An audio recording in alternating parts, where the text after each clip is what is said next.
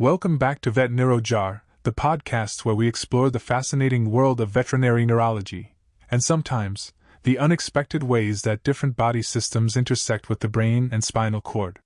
Today, we're diving into a research study that examines the respiratory function of dogs with spinal cord issues.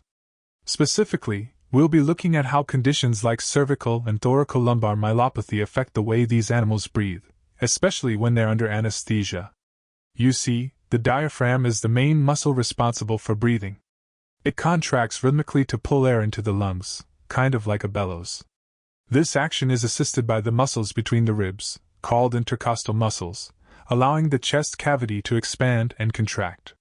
This whole system is controlled by the nervous system, with signals traveling from the brain down through the spinal cord to the muscles involved in respiration. The phrenic nerves, originating from the 5th, 6th, and 7th cervical segments, are responsible for the diaphragm's movement. When there's a problem in the spinal cord, especially in the neck area, it can disrupt these nerve signals, leading to potential breathing difficulties. Now, in veterinary medicine, it's long been noted that dogs with cervical myelopathy, or issues in the neck portion of the spinal cord, can experience respiratory distress. This can be due to a suspected weakness or paralysis of the diaphragm or the intercostal muscles.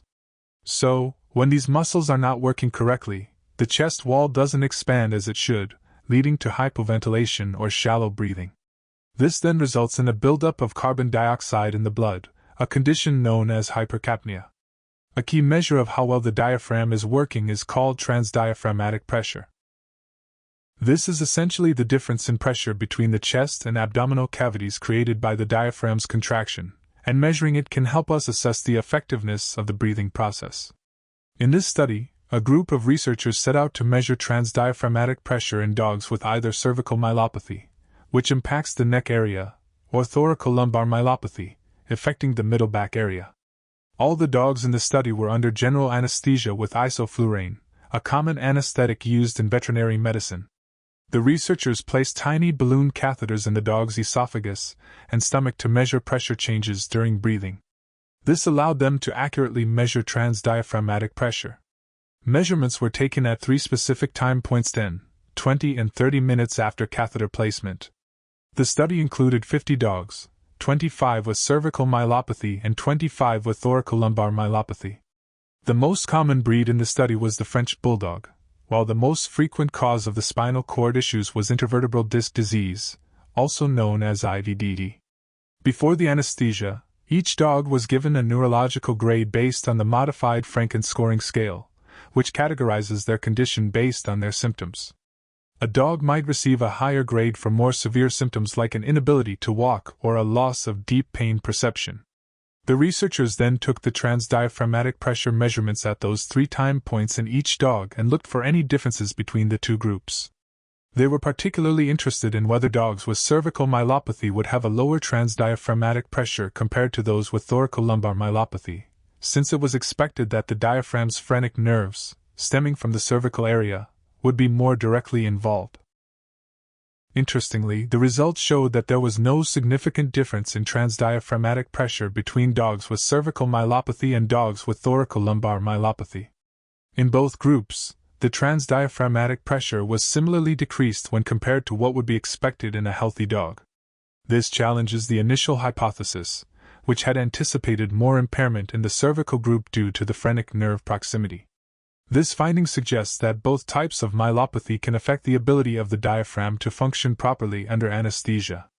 The team also found a correlation between the severity of neurological signs and transdiaphragmatic pressure, but only in the dogs with thoracolumbar myelopathy.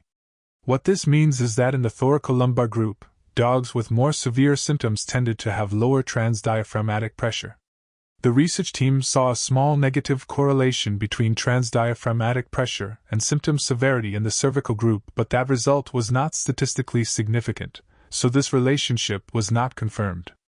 This difference between the two groups indicates a possible difference in how these two types of spinal issues impact respiration. The study also measured arterial blood gases to evaluate the levels of oxygen and carbon dioxide in the blood, both before and after the transdiaphragmatic pressure measurements.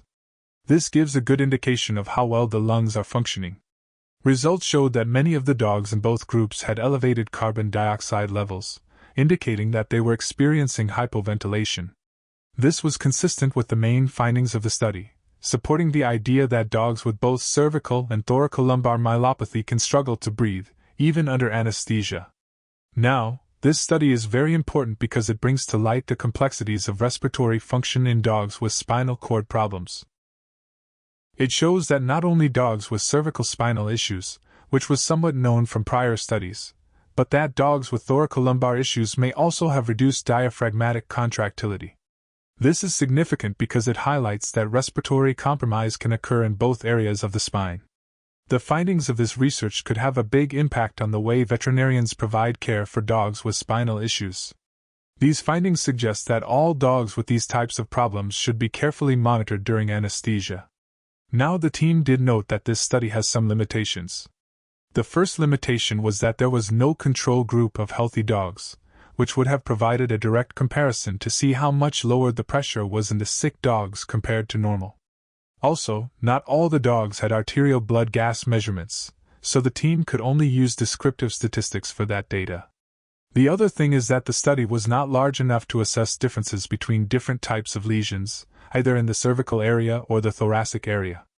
These limitations suggest that there is an opening for further research into the effects of spinal cord disease on respiratory function. Future studies might include a control group to compare how the diaphragm works in healthy dogs. It would also be good to study a larger group of dogs to analyze the effect of the type of lesion on the breathing mechanism, and see if there are differences based on the location of spinal cord injury. Finally, it would be important to investigate whether the severity of symptoms is correlated with transdiaphragmatic pressure, and how that may affect the need for respiratory support. Ultimately, what this study demonstrates is the importance of understanding the full range of challenges faced by dogs with spinal conditions. It shows that we need to consider not only their movement issues but their ability to breathe properly.